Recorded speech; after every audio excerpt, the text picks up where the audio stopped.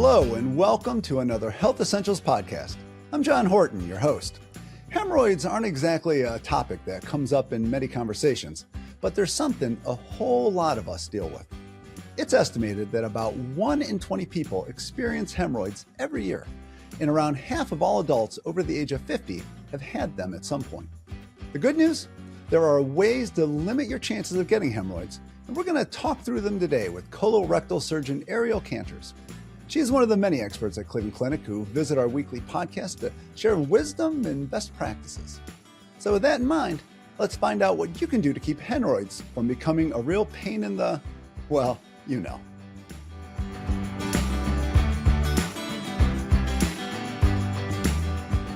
Welcome back to the podcast, Dr. Kanters. We always appreciate you setting some time to come in and chat. Well, thank you for having me. I'm excited to talk about one of my most and least favorite topics today.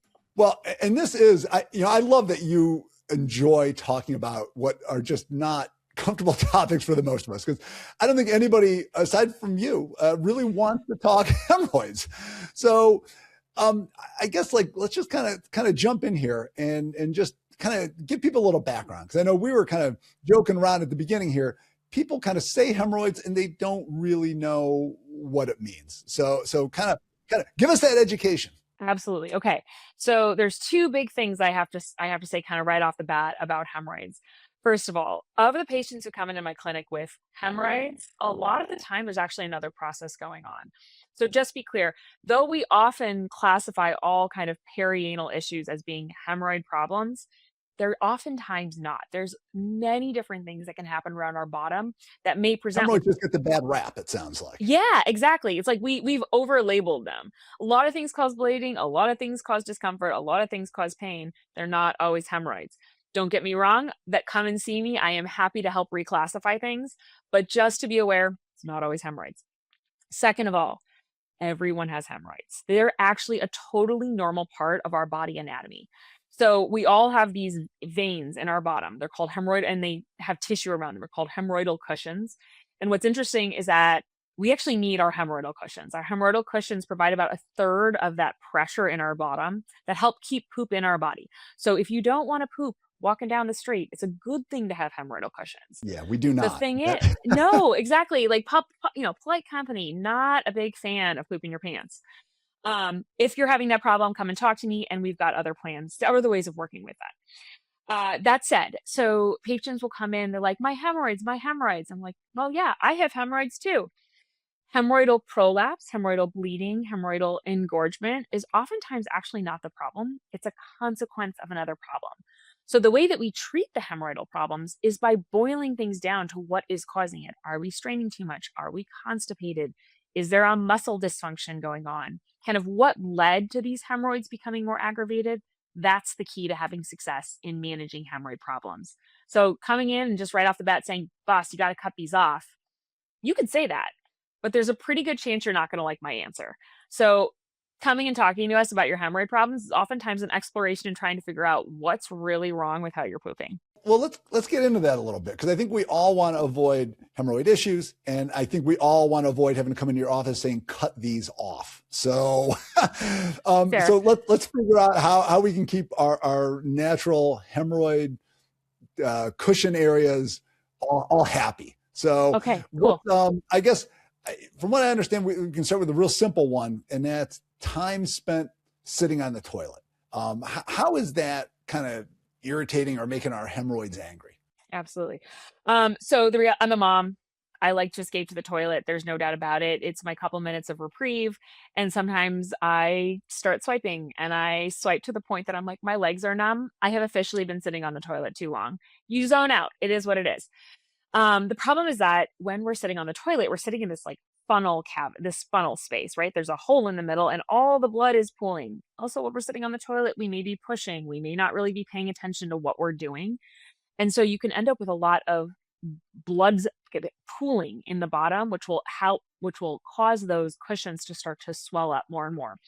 My general rule is less than 5 minutes on the toilet. You should not be sitting on the toilet for more than 5 minutes, both either scrolling, do not scroll, frankly, don't bring your phone in the toilet or in the bathroom. Second of all, pushing. If you're sitting on the toilet and nothing's coming out within those first couple minutes, get up, move on, do something else. come back when your body is telling you it's time to have a bowel movement. So basically, when you just sit there for that long, like you said, the blood just kind of pools up in those veins and they just kind of swell, and that's where you kind of get that irritation, that burning feeling that I guess they can even kind of pop out. So it's actually not the burning. That what you'll start to feel is more of a swelling feeling, a fullness in the bottom. Which, if your hemorrhoids are too engorged, they may even trigger your bottom to think things are full. The burning pain is actually more often a consequence of either over wiping because you feel like something's wrong down there, or there could even be mucus drainage because those cushions can start to secrete extra mucus. Burning is actually usually a consequence of something else. Though oftentimes people will associate it with hemorrhoids because they can go hand in hand. Okay. Well, let's talk about that burning then. So it Okay. sounds like, is that something where you irritate the hemorrhoids by over wiping? Just if there's no other issues, I mean, I get the sense those veins are kind of in there a little bit, or if like once you're sitting there, they swell up a little bit and you wipe and they're just kind of a little more out there. So interestingly, so you have internal hemorrhoids, and you have external hemorrhoids. And the way we kind of distinguish between the two is you have this line in your bottom. It's a line of sensation called the dentate line. Stuff that's up above that, you actually don't have any feeling in it.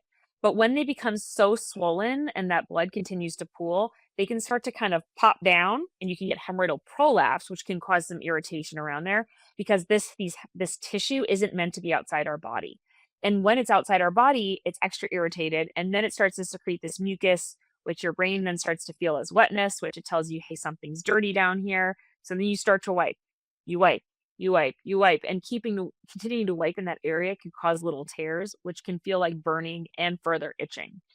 The other thing that can happen is that those cushions can get so swollen that it's almost like there isn't enough room for them to spread anymore. So then the skin around the anus starts to stretch. Now that part does have sensation, and if you have persistent swelling down there, you can have some irritation where you just kind of feel like you're rubbing, get some friction down there, and yet rubbing can cause the burning sensation. Yeah, that's not supposed to have friction. When you say external, and I'm trying to visualize out because I'm not that flexible. I can't see back there. I don't spend a lot of time, nearly as much time, I think, looking at derrieres Bottoms. as you do. Yeah. Most people don't, to be clear. When you say like, what is something that's internal is going external down there? No, so sometimes your internal hemorrhoids can pop down. That's called hemorrhoid prolapse. But also, I don't know if you know, a lot of people may notice that they have like a little extra skin around their bottom. What I like to tell them is you can get wrinkles on your forehead, you can get wrinkles on your bottom. They're actually called skin tags. Like typically we will call these little extra skin around the anus. If you've ever had kids, you probably know what I'm talking about. Those little tags around the outside are skin tags, but they're also external hemorrhoids. So when that skin on the outside of the anus starts to swell up, they can look like grapes, like almost like, oh, good God, purple grapes. Okay. So if anyone's ever heard of a thrombosed hemorrhoid, that's what we're talking about. Those can hurt like stink because when they fill with blood, the blood can actually form a clot. And you think about it, your bottom's one of the most sensitive parts of your whole body. So if you get a blood clot down there, it will hurt so bad. That's when you come in and see us because we can actually lance them. We can cut it, which I know sounds absolutely atrocious, but there'll be instant relief when we pop the clot out. Okay, well, I got to tell you, grapes are off my shopping list this week. So sorry. It's going to be a no-go for a little bit, but I'll get over it eventually. It's going to take a little bit of time. I can help you. Don't worry about it. All right, so we're talking about then kind of the blood going down or whatever. What about when you overstrain? We've all kind of yes. had that moment where you're really, I don't know, there's a big poo or something. You got to get something out. When you do that, are you kind of putting extra pressure on those veins and making them swell more? Yes, absolutely. So first of all, if you're straining, consider why you're straining. You should not have a once in a while straining episode because you have a hard poop or because whatever's going on down there. Once in a while, that's okay. If you're consistently straining, that's worth investigating because there's different reasons that you may have a hard time getting a bowel movement out. Chronic constipation is not an infrequent problem. We can treat that. We can make that a heck of a lot better. Sometimes with something as simple as just drinking more water. But there also can be scarring around the bottom. There's a lot of things that may make it hard to poop.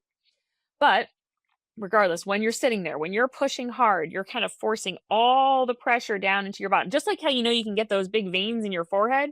You got veins in your bottom. The same thing is happening down there. If you're pushing, you should be breathing. There is productive pushing and there is counterproductive pushing. Holding your breath and clamping your abs down, not productive pushing. Breathing through and actually breathing and relaxing your pelvic floor, though it feels a little bit like you're straining, it's actually relaxing things so that stuff can pass more easily.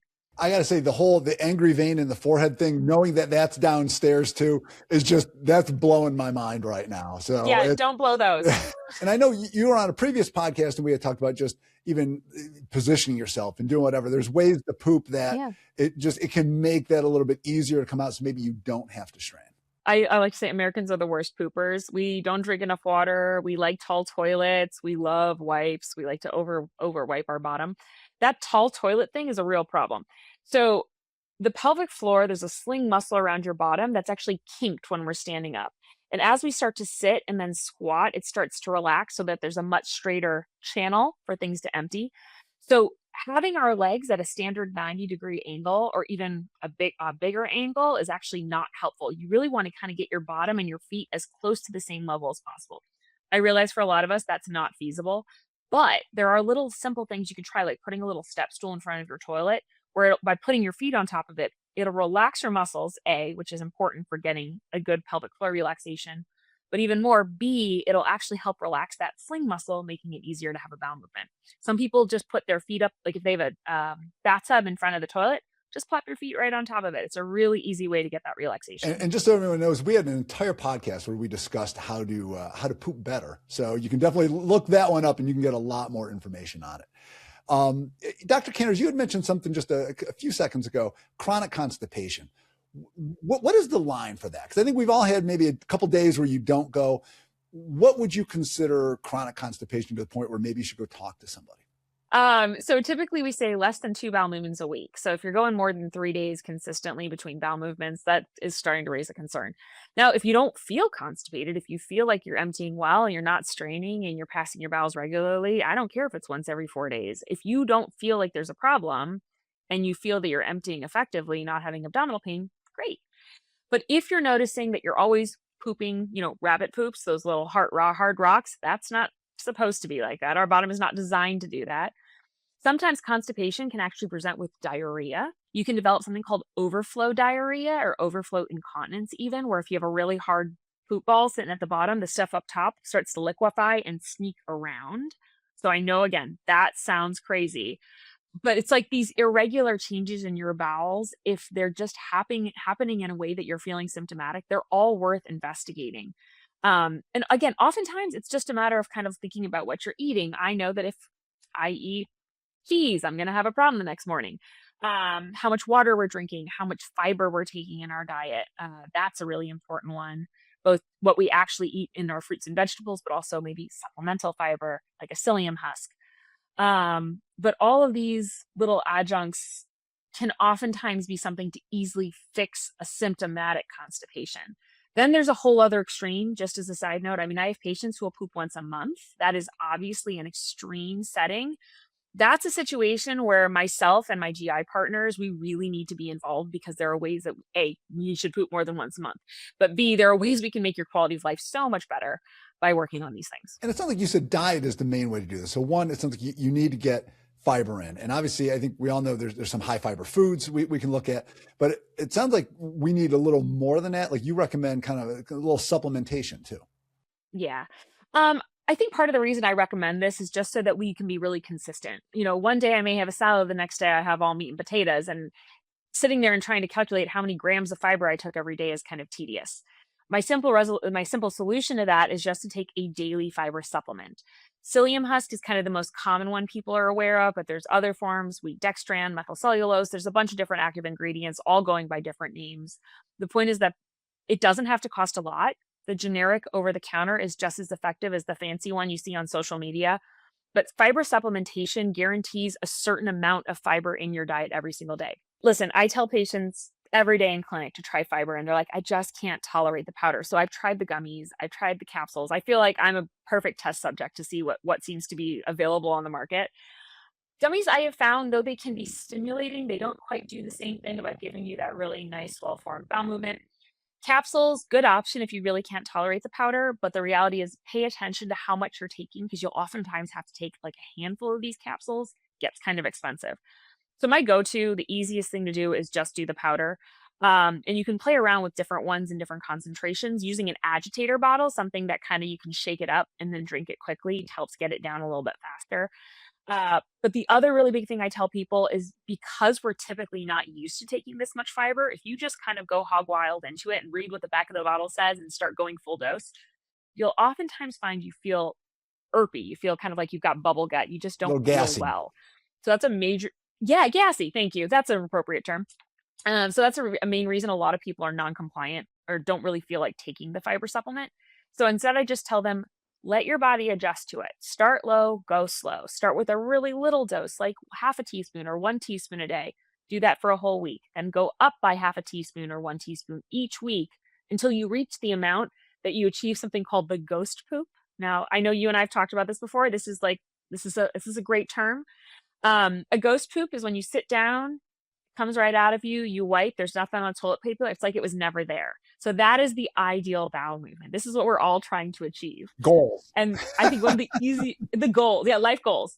I'm pretty sure my kids would tell me that's an old saying at this point, but aiming for that is a gold standard that we try to achieve. And the easiest way I found to achieve that is fiber supplementation and good water intake. So at least 2 liters of water a Yeah, day. and you had mentioned, I know before, that the importance, you got to keep hydrating, especially if you're upping your fiber content, or if not, you're gonna make bricks down there. You gotta get a Yes, little yes, moisture in the equation. exactly. Yeah, please don't aim for the bricks. That is not the goal. What else do we need to know to kind of protect against hemorrhoid issues? I know we've covered a lot of stuff, kind of the big things, but what are just a couple other items that maybe we should pay attention to? So, I guess bleeding, hemorrhoidal, like I said, hemorrhoidal problems are oftentimes not the underlying issue. So when an average patient comes into my clinic and we're talking about hemorrhoids, I can pretty much take care of whatever their symptoms are by just getting them on fiber, by having them have a more regular bowel movement, poop a little bit more naturally, get off the toilet. Social media, phones, and toilets, that's like a hemorrhoid's best day. But the reality is that sometimes even then these have been going on too long. There may be some other problems. So if you're having persistent bleeding that isn't getting better with simple, improving your bowel regularity, that is something you should definitely come and see us about. It could just be the hemorrhoidal cushions, but we also need to make sure nothing else is going on.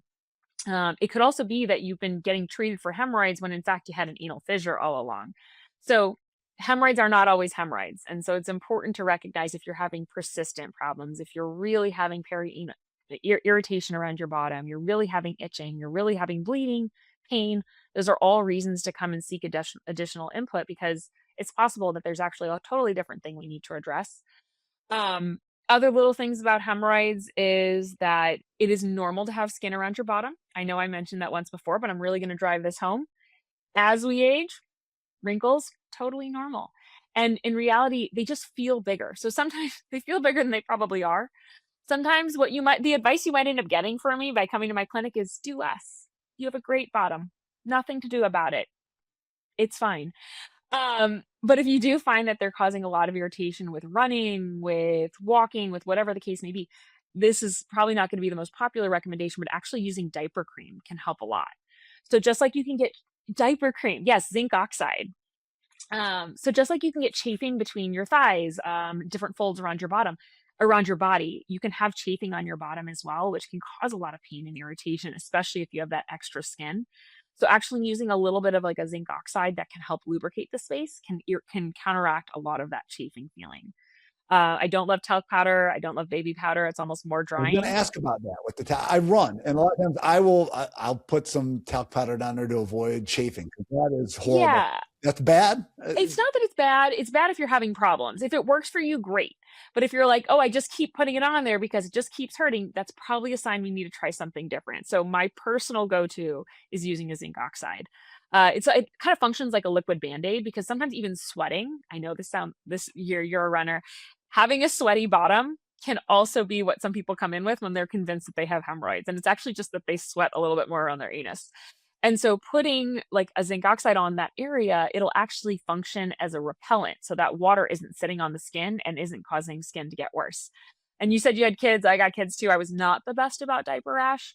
But you know that moment when the kid has a bad diaper rash and they won't let you wipe their bottom? Maybe you were a better parent than me on that one. They like run away from you. That can happen to adults too. And the thing is, we treat it the exact same way. Diaper cream. Okay. Yeah. We've all had that where you see the kid walking and they're like, they just, something's not quite right downstairs. And yeah.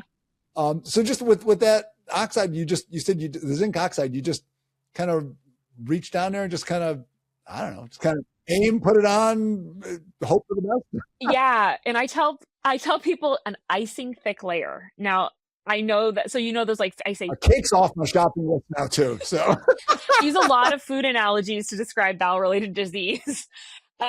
Very popular. So icing thick layer on the skin, like I shouldn't see the skin. Zinc is not gonna rub in, just like you put the zinc sunscreen on your face. I've literally used diaper cream as sunscreen, just as a side note. But it's not gonna rub in. It's supposed to sit on the skin so that any moisture, any friction sits on top of it. It protects the skin. When you go to the bathroom, you're just gonna wipe that coat off. You're not gonna scrub it all the way. You're just gonna wipe the top layer off and apply some more right back on top. And that'll take care of the problem. I'd say you've made all of this sound very easy. And I know when I started researching for this, I was really surprised at how many people deal with hemorrhoid issues. I mean, it's so common and something that, I don't think any of us really want. It's kind of, it's not comfortable. It's a little embarrassing, things like that. If you take these steps, if you get more fiber in, you hydrate, you don't linger on the potty. All the things that we've been talking about. Are your hemorrhoids just going to live happily downstairs and not cause you any issues? Most of the time, yeah. Most of the time, though, and a little bit of it is retraining and just getting the knowledge that, hey, this is okay to have skin. So those little things, those aren't going to go away. They're probably stretched out. It is what it is. But the point is, like, the bleeding should get better, the mucus drainage, the itchiness, all of those things collectively should get better. If they're not, again, that's when you come and see us, because there may be another reason and something else we need to investigate further. So I would say the majority of patients will get better with just these conservative management. Even my father, that's embarrassing. My dad finally told me, he has a colorectal surgeon as a daughter. He finally told me he had hemorrhoid problems. And all I had to do was get him on fiber. That was all. Tells me all the time how much he loves his fiber.